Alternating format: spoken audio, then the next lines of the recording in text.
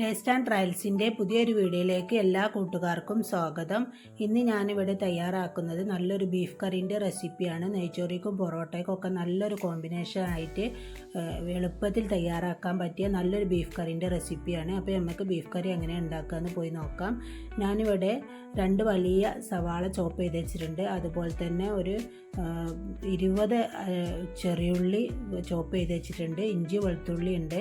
അതുപോലെ തന്നെ 2 വലിയ തക്കാളിയും ചോപ്പ് ചെയ്ത് വെച്ചിട്ടുണ്ട്. പച്ചമുളക്, വേപ്പില ഇതൊക്കെ ഇവിടെ ഞാൻ റെഡിയാക്കി വെച്ചിട്ടുണ്ട്. ഇപ്പോൾ ഇതാ ഇവിടെ 2 കിലോ ബീഫ് ആണ് എടുത്തിട്ടുള്ളത്. അപ്പോൾ അത് ചെറുതാക്കി അരിഞ്ഞിട്ട് അത് നല്ല രീതിയിൽ തന്നെ ക്ലീൻ ചെയ്ത് വെച്ചിട്ടുണ്ട്. ഇനി നമുക്ക് കുക്കർ അടുപ്പിൽ വെക്കാം. അതിലേക്ക് ഞാൻ കുറച്ച് കറിവേപ്പിലാണ് ഇട്ട് കൊടുത്തിട്ടുള്ളത്. എണ്ണ ഒന്നും ഒഴിച്ചിട്ടില്ല കേട്ടോ. അതിലേക്ക് 1 ടേബിൾ സ്പൂൺ ഇഞ്ചി വെളുത്തുള്ളി ചതച്ചെടുത്ത് ഇട്ട് കൊടുത്തിട്ടുണ്ട്. അതുപോലെ തന്നെ ഒരു കൈപ്പിടിക്ക് ഒരു പിടി ചെറിയുള്ളി ചോപ്പ് ചെയ്ത് ഇട്ട് കൊടുത്തിട്ടുണ്ട്. ചെറിയുള്ളി കൂടുതൽ ഇട്ടാൽ ബീഫ് കറിക്ക് നല്ല ടേസ്റ്റാണ്.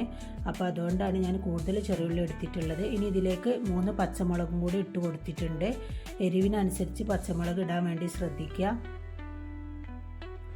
ഇനിയിപ്പോൾ നമുക്ക് ഇതിലേക്ക് ഇട്ട് കൊടുക്കേണ്ടത് തക്കാളിയാണ്. 2 വലിയ സൈസ് തക്കാളിയാണ് ഞാൻ ഇതിലേക്ക് ഇട്ട് കൊടുത്തിട്ടുള്ളത്. 1/2 ടീസ്പൂണ് ഉലുവയും കൂടി ഇതിലേക്ക് ഇട്ട് കൊടുത്തിട്ടുണ്ട്. ഇനി നമുക്ക് ഇതിലേക്ക് വേണ്ട മസാലകളൊക്കെ ഒന്ന് ഇട്ട് കൊടുക്കാം. ഞാനിവിടെ കാശ്മീരി ചില്ലി പൗഡറാണ് എടുത്തിട്ടുള്ളത്. അത് ഞാൻ 1.5 ടേബിൾ സ്പൂണ് കാശ്മീരി ചില്ലി പൗഡറാണ് ചേർത്ത് കൊടുത്തിട്ടുള്ളത്. ഇനി ഇതിലേക്ക് നമുക്ക് മല്ലിപ്പൊടിയും മഞ്ഞൾപ്പൊടിയും ഒക്കെ ചേർക്കണം കേട്ടോ. അപ്പോൾ ഞാനിവിടെ 2 ടേബിൾ സ്പൂണ് മല്ലിപ്പൊടി എടുത്തിട്ടുണ്ട്. ഇതിലേക്ക് 1/2 ടീസ്പൂണ് മഞ്ഞൾപ്പൊടിയും കൂടി ഇട്ട് കൊടുക്കുന്നുണ്ട്.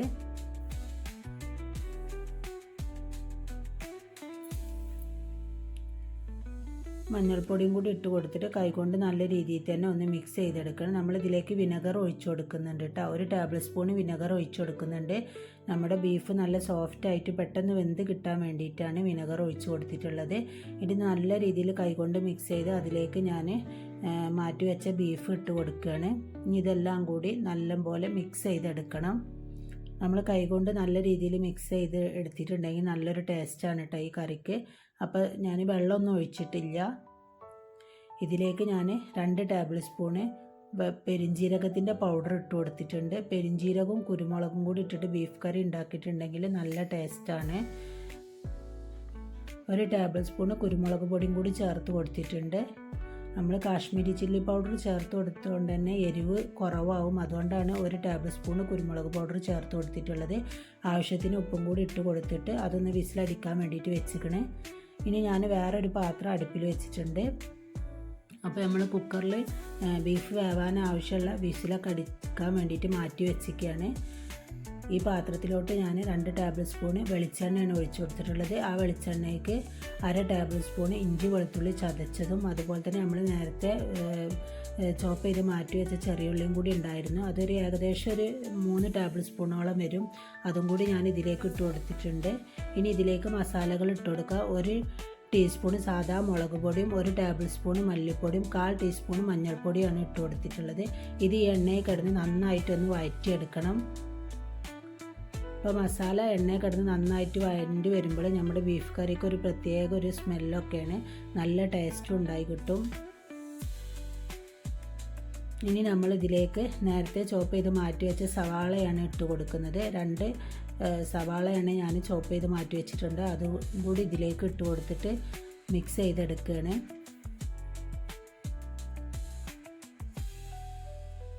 അപ്പോഴേക്കും നമ്മുടെ ബീഫൊക്കെ വെന്ത് വന്നിട്ടുണ്ട്. നമ്മൾ വെള്ളമൊന്നും ഒഴിച്ചില്ലെങ്കിൽ കൂടി ഇതിൽ നന്നായിട്ട് വെള്ളം വന്നിട്ടുണ്ട്. നമുക്ക് ഇതൊക്കെ ഒന്ന് വറ്റിച്ചെടുക്കണം. ഇത് കുറച്ച് അധികം ലൂസായിട്ടാണ് ഇരിക്കുന്നത്. അപ്പോൾ ഈ കുക്കറിലത്തെ ബീഫ് നമുക്ക് പാത്രത്തിലോട്ട് മാറ്റണം. അപ്പോൾ ഞാൻ ബീഫ് ഇതിലേക്ക് ഒഴിച്ചു കൊടുക്കുക കേട്ടോ. അപ്പോൾ കണ്ടാൽ തന്നെ അറിയാൻ പറ്റും നല്ല രീതിയിൽ വെള്ളമുണ്ട്. അപ്പോൾ ഇത് നല്ല രീതിയിൽ തന്നെ ഒന്ന് തിളപ്പിച്ച് വറ്റിച്ചെടുക്കണം. നമ്മൾ അടുപ്പത്ത് വെച്ച് ഉണ്ടാക്കുകയാണെങ്കിൽ ഒന്നും കൂടി ടേസ്റ്റ് കൂടും കേട്ടോ.